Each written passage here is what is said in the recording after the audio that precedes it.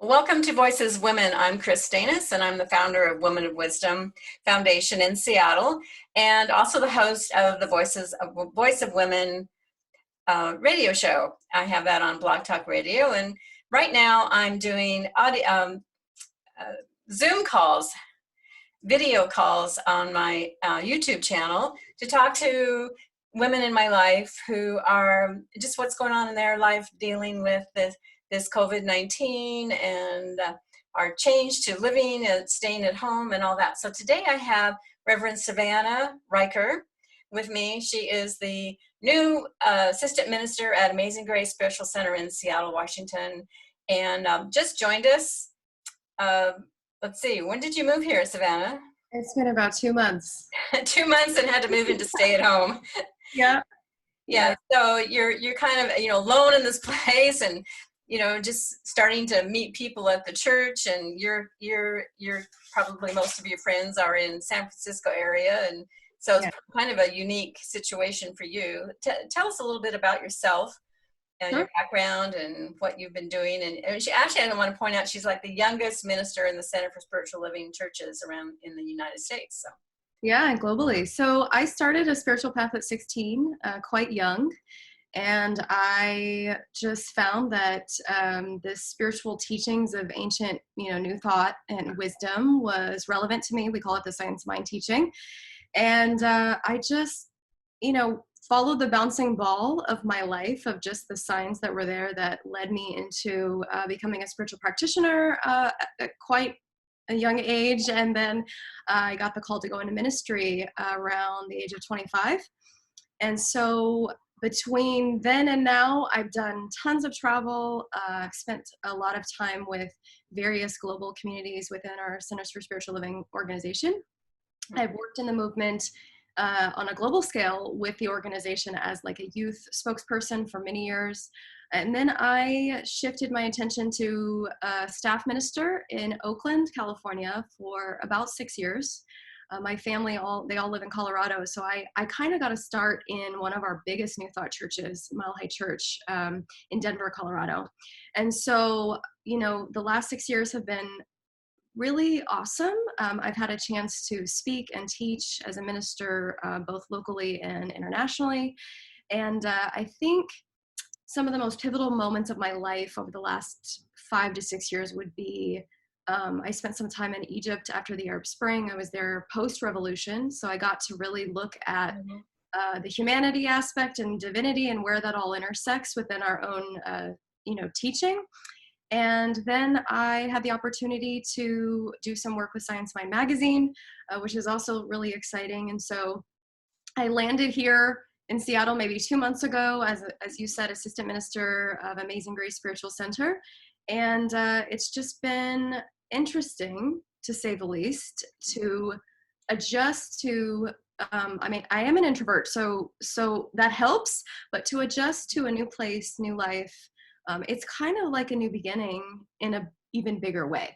So yeah, so I've got my own business as well, Savanna Noelle Ministries, and I'm also supporting and involved in Amazing Grace. Yeah, that's great. Tell us a little more about the Savannah Ministries.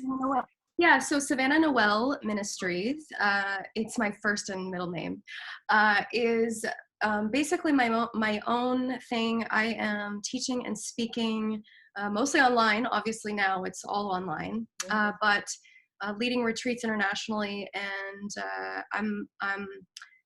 I would be offering more classes right now, but I think people are a little they're in just an interesting space, around commitment to a long-term thing. So I'm doing this event right now called Savvy Chats.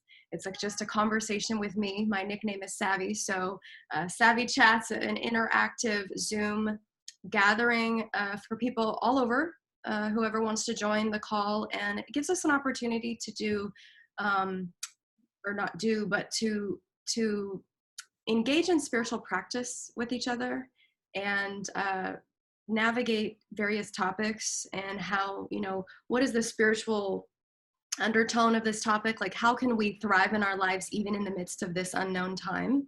and it gives us an opportunity to meet people in our community, not just in Seattle, but all over. So I'm promoting most of that via Facebook and Instagram and YouTube. Correct. That's great. And you talk about, let's talk about spiritual practice, because I mean, that's a familiar term for a science of mind and Center for Spiritual Living, but maybe not for others that could be viewing this. How do you define spiritual practice? I think it's anything that allows you to connect with yourself deeper. Mm-hmm. So, for some people, closing their eyes and sitting still is a challenge. For many of us, we know spiritual practice to be practices that connect us to maybe a higher power, to something greater. You might call that the universe or God, or for some it's nature. For some it's just sitting with mindfulness and being mindful and aware, just aware. And so I would say for many, spiritual practice can look like meditation. It can look like journaling. It could look like hiking.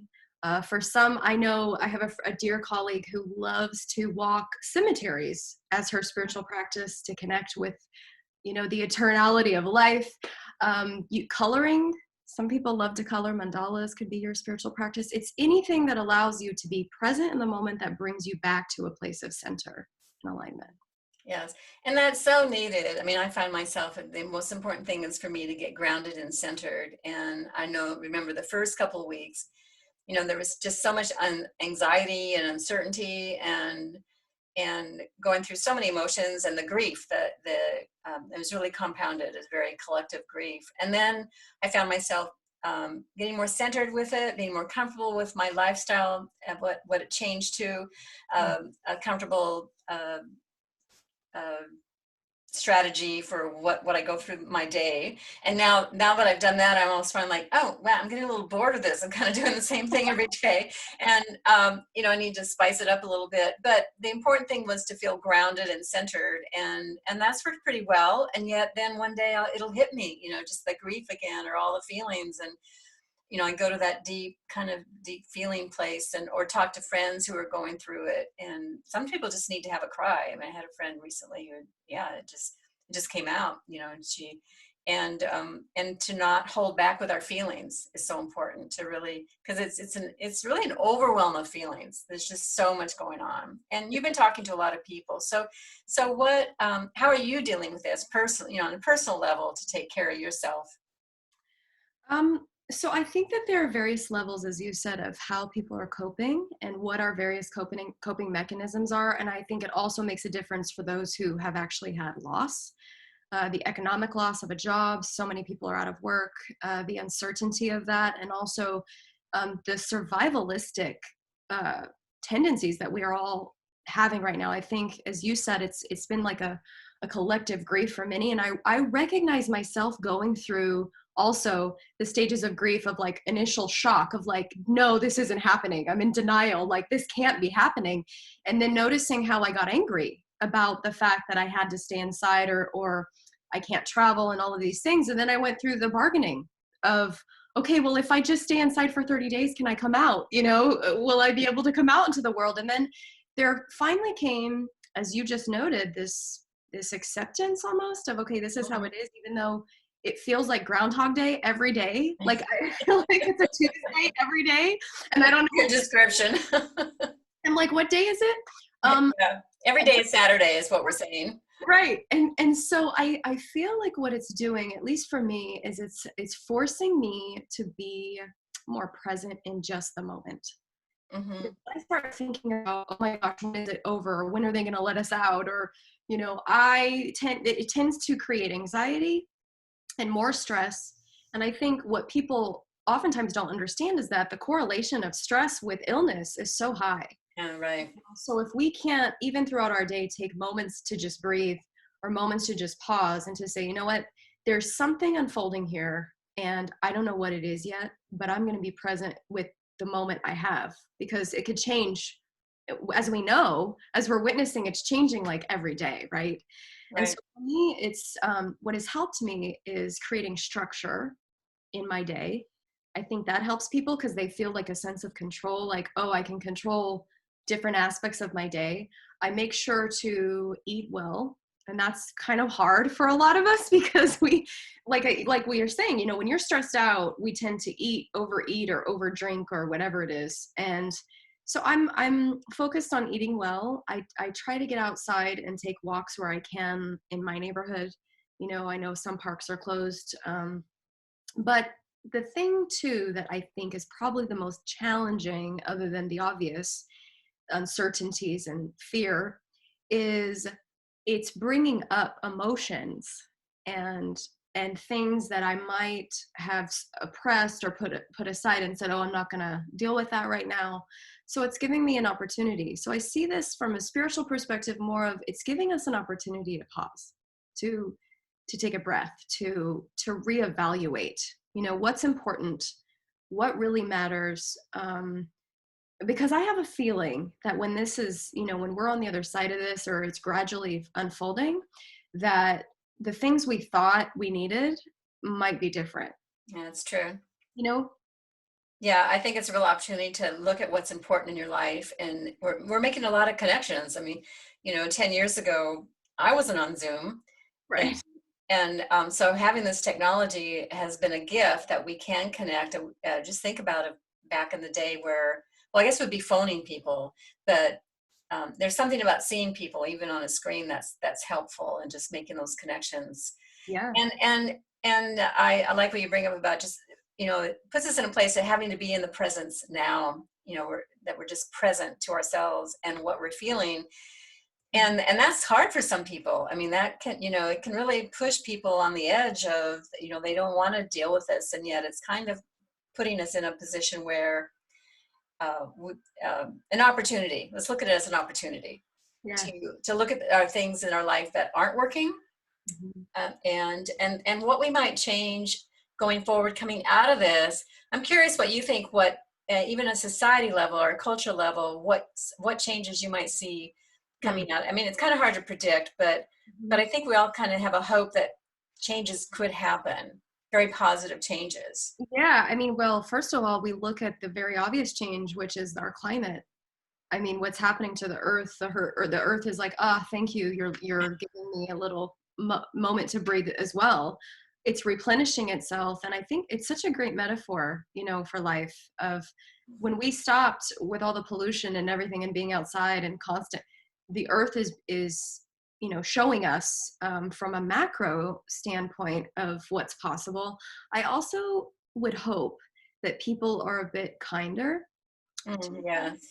I mean, I recognize I've talked to many friends in other countries, and they're all on lockdown, and they're all in various degrees of lockdown. And it's fascinating because it really brings our humanity to the forefront. And something someone shared with me recently that I loved so much. I wasn't alive at the time, but they shared that their grandmother, you know, lived through the Spanish influenza, the Great Depression, and World War I or II, I forget, or maybe both. I don't remember, but it was, Yeah. yeah. And she was reflecting on the perspective of how her grandmother used to keep everything and save things like toilet paper. And they always thought it was so funny as a child, but now she has this perspective of, wow, how privileged are we to live in a society with such great technology and all of the things the young generations have at our fingertips, to now think of what they must have, you know, lived through. And I feel that this is such a big opportunity for us to be kinder, to be more compassionate, an interconnected world. I mean, from a spiritual perspective, I think about it as far as the evolution of consciousness, and how we have been saying, all of the light workers and cultural creatives over time have been saying, we need to evolve consciousness so that we're uplifting vibrationally the planet to a world that could ultimately work for all people. Mm-hmm. But you can't do that unless certain structures and systems fall away. So. Right. And that'll be interesting to see what systems change or fall away. We're so ingrained in the familiar, and, you know, how corporations work, how politics work. And, but it's really showing what is not working well. I mean, if you look at our medical system, and if you look at the disparity between the poor and the rich, and the poorer people are getting hit a lot harder. I mean, the numbers are there showing it. It's just in our face. Yeah, the disenfranchised people of color. I mean, it's across the board showing us class, status, economic, yeah, all of it. Yeah. So that may be a real positive of coming out of this, that we actually do make concrete changes that that allows everybody to have the same rights and privilege of good health, medical care, income, all that, and can live a good life. Yeah, Um, and so, and we're pretty privileged in, how we can, uh, many of us are very, we can really see our privilege of being able to stay in our home and work at home or not have to work, where it's a lot of the people of color are out there in the service jobs having to work and putting themselves at risk. hmm yeah. I mean, that's happening across the board. I think it's, as a minister, as a spiritual leader, there's often the rub there of that question that always gets brought up of, well, what about the loss and the death and the struggle and the experience? And it's a moment for me to not bypass. I don't spiritually bypass what people, the conditions of the world, of what people are genuinely going through, but I also can simultaneously hold a greater vision for what I think is possible of what can happen. And that's where it gets a little tricky with folks who are living in the condition of their hardship, you know. And again, I have the privilege to be able to even say that, and not having to have to experience that right now, even though I believe deep down that this is part of evolution. You know, it's part of a grander and greater um, narrative that I don't think we have even breached the surface yet, and in a way that seems really exciting to me. And I don't know what it is, but Yes, that's true. I mean, there is the fear of that unknown, and yet there is that excitement of, oh, look at the potential, that of the evolution of humankind, yeah. and what we can become coming out of this. I always think things happen for a reason, and there's going to be many gifts out of this, Mhm. um, and we shall see. Yeah, I mean, we may not be touching each other as much, like shaking hands, which is interesting. You know, people have been doing the namaste. And I often wonder, like at restaurants, you know, are we all going to have to be wearing gloves? And it's fascinating, really. Yeah, there will be changes. And I heard on the radio, I think it was somebody in California saying, well, you may go to a restaurant, but you may be wearing a mask. Your waiters may be wearing a glove and mask, and you may have to have a throwaway menu, and things will be different. We won't be shaking hands and hugging.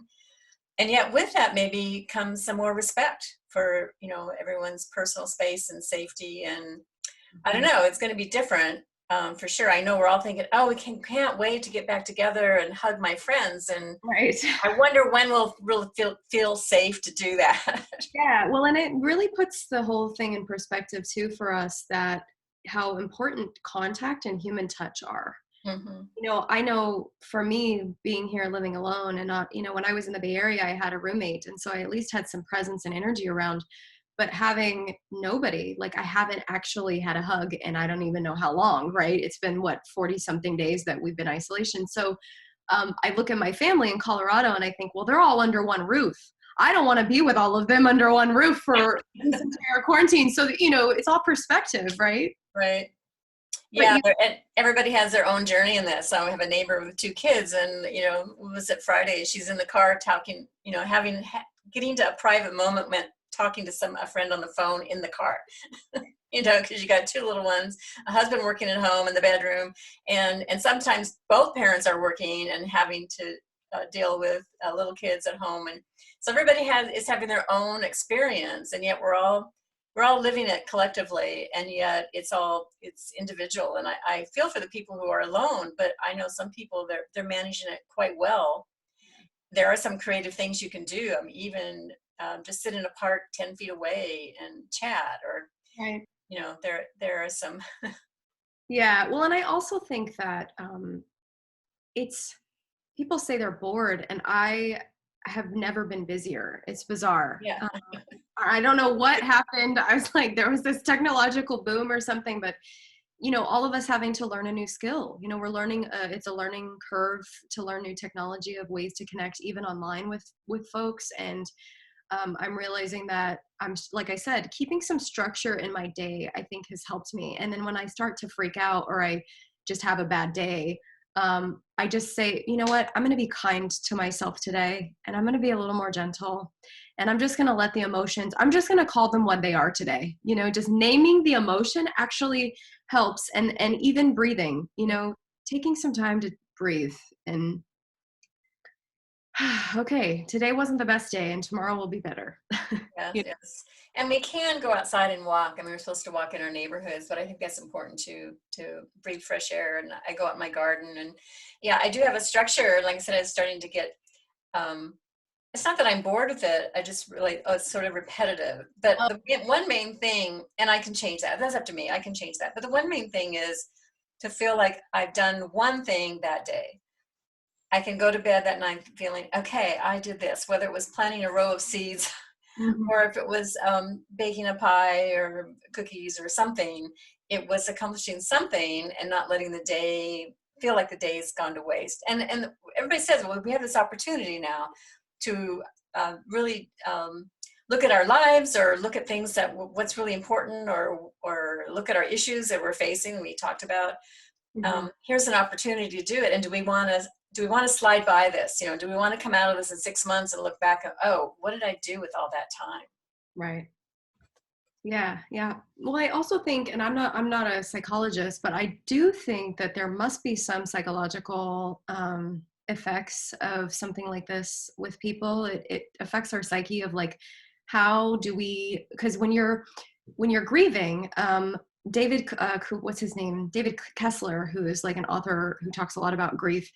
He was speaking about how there's a sixth stage of grief, and it is finding meaning, that Hmm. we want to find meaning in the midst of the unknown. And because we are all kind of in this limbo, we don't know, Mhm. it's really difficult to find meaning. And so what that does to the narrative and our natural ability to want to create a story, because the brain wants a beginning, a middle, and an end, right? We want to know the destination. And because we don't know that, I think that the anxiety levels are higher. I mean, people's depression is higher. You can imagine people who are in uh, maybe domestic abusive relationships get Right. even worse. People who don't have the privilege in other countries to be apart from one another because they're in such confined spaces. I mean, there's so many psychological effects too. And I think that it just, for some of us, it just, or maybe all of us, it takes time for us to adapt to, well, what is this? Because it's not a norm. It's not normal, you know, and it's happening so fast. Yeah, it was so fast, and it's all over the world.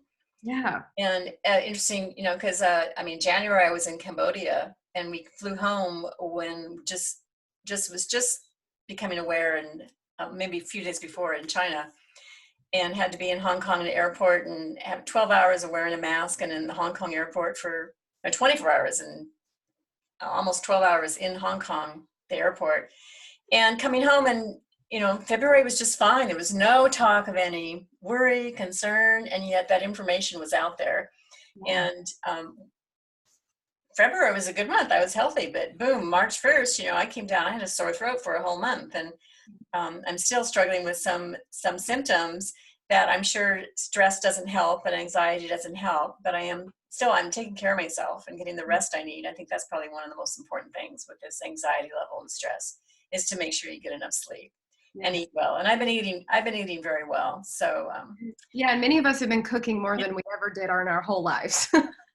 yeah, and I cook, and I've been working at home since 2003, so I do cook. But yes, I cook every night. I kind of think about, what do I want to do tonight versus, 5 o'clock. Like, well, what's in the fridge? Right. So it's kind of a creative outlet too, because what do we have to do? Well, eat, sleep, read, Right. watch movies, and Yeah. yeah, Binge yes. Netflix. That's what's going on. But yeah, but it is such an interesting time. And I'm sure we're going to be reflecting back on this, of what it really means to us well, in the US as our culture, but worldwide culture, just for people in general. Will this have an impact on wars? It seems like you're not even hearing any wars. And it's almost like, I know they've asked some of the countries who are at war to stop during this time, so everybody can work on their the number of people that are getting the virus in their countries. And so there's hardly, you don't see anything in the news about war, which we are used to seeing all the time. Right. And I think there's a hope that that will change and we'll come out of this and realize that, the need the need for the world, just like the need for the world to come together and heal this pandemic, but the need to stop the wars. Mhm. Right. So, I mean, I just feel like it still comes back to an awareness that the possibility here is that people become more conscious and more aware. And that Right. be on a spectrum of what level of awareness, but it's almost forcing us to. This is the first month since I don't even know what year they haven't had a mass school shooting in March Right. in our country. So, Yeah, the schools are closed. right. It's going to be a new world. And I know I have to know, and I could maybe do some research on this, but I'm sure there were books written about this, There's um, the movie. I mean, people, and my husband is very much into movies, and he brings up movies that, talk about this, that came out years ago. mhm. And I heard there was a book, and I can't remember the names of books and stuff, but that talked about a pandemic, Mhm. and the book wasn't published, and now it's like, now it's getting published. Because Right. they thought it was too far-fetched. This is, crazy. We're not going to publish this book, and it's exactly happening just as this Yeah. book. Well, think about it. I mean, if we look at this, like, again, from a spiritual perspective, that it's all one mind, I mean, the collective consciousness of thought, of the narratives that people are telling, we're creating these stories in our lives and these things are happening. I mean, look at where technology has gone, from the early 80s till now, the power of thought, so it's up to those people, I think, too, who are really conscious and really want to see a better world, to continue putting their attention there, because we know that where you put your attention is what's going to grow.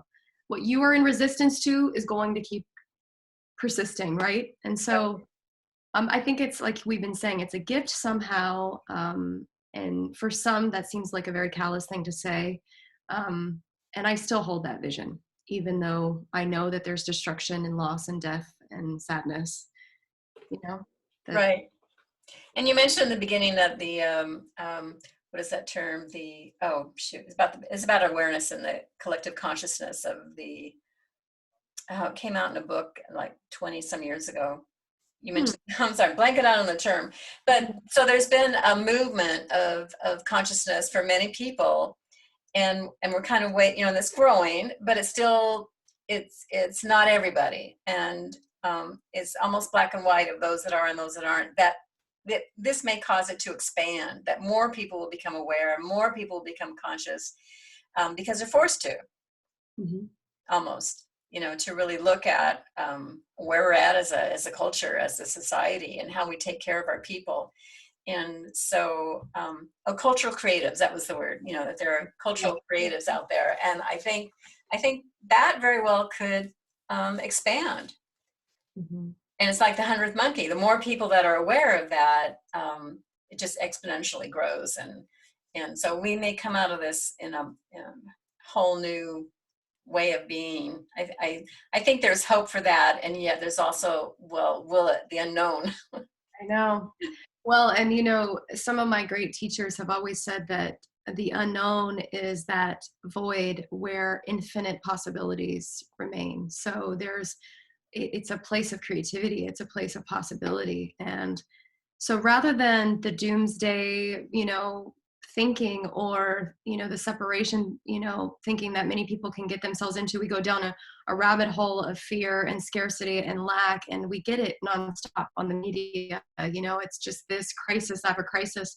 When our attention goes there, then it naturally creates that, it creates that in the body temple, it creates that in our direct experience. And so, I just continue to focus my attention on the world I want to see. I mean, and that's been for a really long time, but I think that the more people who are doing that I mean, we've seen the studies out there of just distance healing, of prayer healing, of the power of people coming Right. together for global meditation or global prayer. We've seen the impact that this is having on people in prisons, who are meditating and incarcerated, the difference in crime and all sorts of things. And so we have a moment here like you said, to not pass by and to really take advantage of this moment right now. So. Yes. And as a role for you as a minister of I imagine you see yourself as one of those people that is guiding people to help them through that. I do, yeah. And I mean, admittedly, of course, I'm human too, so I have the human emotions like everyone else. But I think I'm learning to get to a centered place a lot quicker, and I'm learning to come back to what I know in my heart of hearts to be true with a capital T, like just absolutely know this. And so yeah, I'm holding that for a lot of other people. And when this first started, I had just moved here, so I was still trying to settle in, and I felt like I was holding that space for so many people who were freaking out that my own freak out I couldn't hold it all, and now it's allowed me to just come up to rise up, to be that, and to give myself permission to be human and gentle and kind with ourselves. I think for many of us, we don't just allow ourselves it's okay to break down, it's okay to feel whatever you're feeling. And because that's all God too. That's all on the spiritual, what is it? It's not linear, I guess is what I mean. Right. I hope that makes sense. Yeah. Yes. Well, there's so much going on, and it's just easy to get into overwhelm. And I think it's important to slow down. I mean, I found myself, so I'm doing all these video calls, I'm finding myself busier in a way than I want to be. Because I still want to garden and still cook, and then I'm doing these Zoom calls, and it's like, wow, my schedule is, okay, slow down. This is the time to slow down. And so I was thinking, because I'm doing one a day this week, and next week I think I'll just do 3. And just to pay attention to yourself of what working this time, because we are stressed. There is, even if we're grounded and centered, there's still an anxiety level. There's still this unknown. There's still, how do you take care of yourself and make sure that you don't come down with COVID-19? Right. And so it's important to I think go slower with yourself. Have a calm presence and a calm, an easy schedule, even though, the structure is important, but to not overdo is important this time, because it'll add to the anxiety and add to then, getting sick. I mean, there's other flus going around. There's other colds going around. Yeah, I did know that. Well, and I'm just contemplating certain questions like, what is it that I want to become at this time? Like what qualities of life do I want to inhabit and embody more now that I wasn't before? Maybe there's some stuff I need to let go of. Maybe there's, I don't know, relationship, a job. I mean, whatever it is, like, I think about how I left a job in the Bay Area that I hated. And I came here. It wasn't my ministerial job. It was a tech job. And come to find out, that entire company went under. So they ended up laying off everyone there. And I think to myself, I could have been laid off, but that was a blessing for me. It was a blessing that, that I left it. And so I think this time can also be about asking questions like, where do I really want my focus to be right now? Like you said, do I want to slow down? What's most important? What can I let go of right now that's not serving my life that I thought I had to be doing? Right. Yeah. There's lots of questions, and I'm in semi-retirement, but it's I'm 70, but my father lived to 100. So what am I going to do the last third of my life? There's lots to do still, and what is on my plate? That's actually brought me to do these, bring back my radio show and interview people. With the opportunity of YouTube and having the video with that is new, and so I took that opportunity. But still, it's on my plate. And also, because we just got our check from the government, came in last night.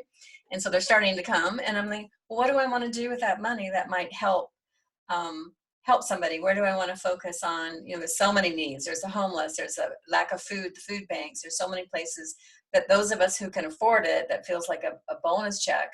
What can we do to help? And I'm looking at that, and where do I want to put my energy towards? It's always about women and the women of wisdom, and I'm part of Amazing Grace and the global service team of supporting a school in Cambodia and Kenya. But I also feel there's something more, like, what is my next, to take that time, meditate and just sit with myself of what is the next thing for me. Yeah. And you know, so it's not just going back to work, it's more vocation of what's important to me and where do I want to put my energies. It doesn't have to, it's not a pain thing. I got to go worry about go back and, you know, find a job that's going to pay me. But what is my what's my next mission, and what do I see? Yeah, it's like a retreat, like your own retreat for some people of time out. Yeah, which is why I say, you know, I need to slow down a little bit so I can have that retreat. And not that it's not like it's fast paced. Spring is kind of a slower time for me, but yeah, it's an opportunity to really take a look at everything in your life and not make, it's not a time to make concrete changes or actually think I'm going to do this, I'm going to do this when we come out of this, I'm going to do this, but to sit with it, what feels right, and to take your time looking at what's important and where you want to put your energies, and to play with that, because we have this time, because we can't go out there to do it yet unless you're doing it online. But we're overwhelmed with the online things too.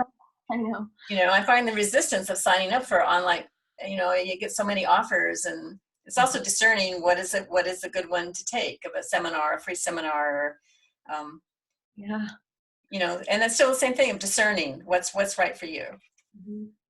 Yeah, but I mean, but think about the abundance too of the offerings. I mean, I, even starting my own thing, you know, I have wanted to have an online ministry for a long time, and now I have no excuse. Like, I can't argue for my limitations, like, no, I got this going on or this going on. It's like, well, Savannah, you better just jump on the train, because you've been saying this a really long time. So discernment, I like that. Discernment is good, because right now we're being shown impermanence. You know, things are changing constantly, and you know, maybe some Buddhist teachings would help us right now, you know, of the laws of impermanence and attachment or detachment. Yeah, detachment. Yes. Oh, there's so many opportunities and so many things, so many things that we could look at and pay attention to for ourselves and the world, and as we sit in the unknown, which we'll probably be sitting in for a while. I don't think it's going to go away anytime soon. Yeah. So, well, it was great talking to you, and thank you for your words of wisdom. Thank you, Kris. Yeah, this was fun. Yeah, great. So it will be up on YouTube. Everybody can watch it there, and I look forward to well, hopefully seeing you in the future and actually sitting in church. But I enjoy seeing you on. Luckily, we can have church online and in video, and that's a blessing. It's a great way. I can have church in bed with my tea. I love it. That's one positive change for a while, as much as we miss being in person with people. For sure. Okay. I look forward to. Thank you so much.